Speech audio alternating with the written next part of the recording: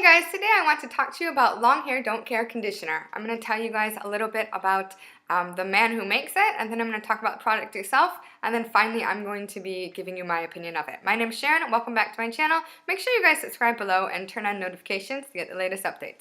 Okay, so let's get started. The person who sells this, I don't know if I'm pronouncing his name right, but it's Lhdc Rodriguez, and he's based out of Carson City, Nevada. And if you check out his Etsy page, so this is where he sells it from. He's been on Etsy since 2014, and he sells it there. And honestly, there's not a lot of information on there. So I have seen some YouTube videos of him, and he does have very long hair, very curly and long hair. So it probably goes to about below his shoulders when he made the video. Now, the only thing that he sells is this one product. So Long Hair Don't Care is all he sells. So on his Etsy page, he has 3 things listed. He has 1 bottle and it's $25. He has 2 bottles and he has 3 bottles. He also does have trial sizes or sample sizes available, but you do have to send him a message. And then he creates a special listing for you, and then you can purchase it that way. And I did not know about that when I purchased it. So this is $25 that I purchased, and it's 547 milliliters or 18.5 ounces. Now, I thought when I first purchased this was over $1 per ounce, that it was a lot of money when I was looking at it. So like I've said, they've been around since 2014, it's 2019. I had heard about them for a while and I didn't purchase from them because it was more than $1 an ounce. And now that I'm starting to get into, sample sizes and trial sizes of more expensive products, I have come to realize that it is more expensive than, of course, VO5 or Suave, which aren't very natural. It's more expensive than Shea Moisture and Acura, but it's kind of a little less than what Yarok or Innersense would be like. And I also really like the fact that it's one product that he sells. Like he just concentrates on this one thing, and he has 5-star reviews. I think he has over 500 reviews, and he's a favorite shop of over 1,000, and people love his product. So although it is a conditioner, he says you can use it, like as a deep conditioner, you can use it as a co-wash, you can use it as a regular conditioner or leave-in conditioner. So you do have a lot of options there, and the ingredient list is super short. Now the downside to it is I just checked his Etsy, and there's nothing listed. So what happens, and you even look at the description, there's nothing really in the description. I do know that every once in a while he just goes on a break and nothing's listed, and then he comes back. And like I said, all he has is Etsy. He kind of marches to the beat of his own drummer or whatever. So if there's nothing listed, when you check, go back in a week or so and see if there's anything listed then. So I want to talk a little bit about the ingredients. So here are the ingredients. Now my bottle, as you guys can see, sorry about the glare, it's kind of a triangle shape. I'm not sure what happened to this in transit, but that's okay, I don't really mind.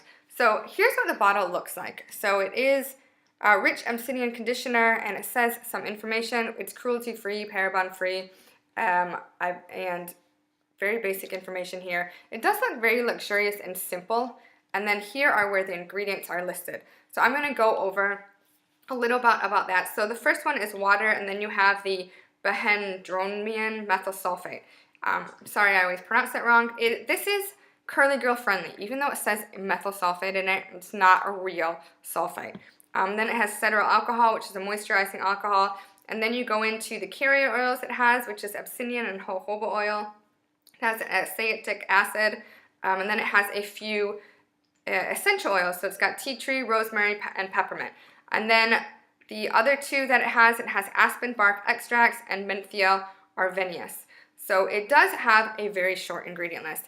And I wrote to him after I purchased this, so I have used, it is here, but of course since the bottle is kind of pushed in, it's probably a bit lower. So I have used this a little bit, and I had very high expectations. I really wanted this to work for my hair because I like the fact that it is like a one-person show, or maybe he has help from friends and family, but he has one product, and he concentrates on that. It's a small business, it's run out of Etsy, I really like it, but for some reason it just wasn't moisturizing enough for my hair.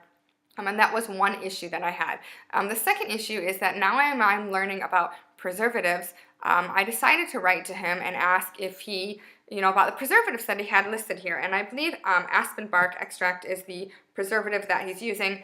And he does have a safety data sheet about it, the MDSD, I think it's called, about how it can be used as a preservative. And I think that's awesome that he was transparent about this. My concern is that he has not had the actual product challenge tested. And I feel bad for saying this because I do really like everything the business embodies. So what this means is when you produce a batch of conditioner, you should have it tested. This should be lab tested, ideally in a third-party independent lab, not something that you're doing in your own lab if you had it, or in your home or whatever, and it's tested for microorganisms. And what these are, it's bacteria, yeast, mold, and fungus. And whether or not your product looks okay or smells okay, these are microorganisms. That means you need a microscope to see them. So what companies should be doing, or brands should be doing, is every time they make a batch, they should send it to a lab and test it. It's usually a 28-day period. Some do it longer, some do it shorter, but 28 days. And it is challenging the preservative. It's also known as PET testing, preservative efficacy testing, seeing if your preservative works or not. He hasn't done that, and I do understand it's a small business. So that's the second issue I have. The last issue I have is personal, and that is essential oils. I love essential oils. You'll see on my channel I review a lot of essential oils, but I am trying to move away from them in my personal products, so hair and skin products. And the reason for this is kind of twofold. I just don't want to have so many scents. Maybe I'm more sensitive to scents as I get older, or maybe, I'm just so inundated with scents. And the second one is due to sensitization. So what this is it's similar to coffee, where you kind of build up a tolerance. And there's two things that can happen when you got sensitized to essential oils. And I'm going to link below so you can check it out and read what aromatherapists say about this. But basically, you can either, the essential oil stops working the way it's supposed to, it doesn't have an effect on you, or you can develop a reaction or an irritation or something. And I'm sure people have heard of, this can happen with other things as well. They said I've used a product for, X amount of time, then all of a sudden, years later, months later, I developed a reaction. Well, that's what sensitization could be. So those are the issues, that I have with the product. It doesn't have much of a smell at all. It does have a bit of a minty smell, but it's not overwhelming. I reviewed Accurate Organics Vivacious Volume Conditioner, and that was just I was blown away. I opened up the sample of that, and it was so pepperminty. This does have one if I get really close to it and smell the peppermint. It's not overwhelming. Personally, I don't like peppermint on my head or as a shampoo or conditioner, because peppermint has the connotation of foot cream to me, and that's just what I grew up with. And it just doesn't kind of jive with what I like. And I also take showers at night. I don't want to be invigorated or woken up at night. I want something more relaxing.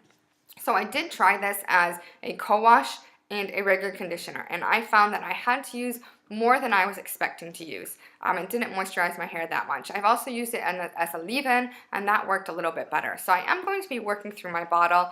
I'm not going to be repurchasing, and that's just a personal issue. I think if he did the preservative testing, the challenge testing, that would make me, happy. That I would really like that. But still, I am trying to move away from essential oils. So I've given you guys a lot of information about the product and my opinion of it, and I want to hear from you guys. Have you ever purchased anything from Long Hair Don't Care, and the name of the Etsy shop I think is Goldi Lochz shop, and it's spelled very strangely, but I will link to it below so you can check it out. So make sure you check it out, because it is a pretty good business, other than the preservative testing, which I wish they hopefully would do in the future. So please leave a comment below, let me know your opinion. Also, like this video and give it a big thumbs up. Please subscribe to my channel and turn on notifications to get the latest updates. I will see you guys later.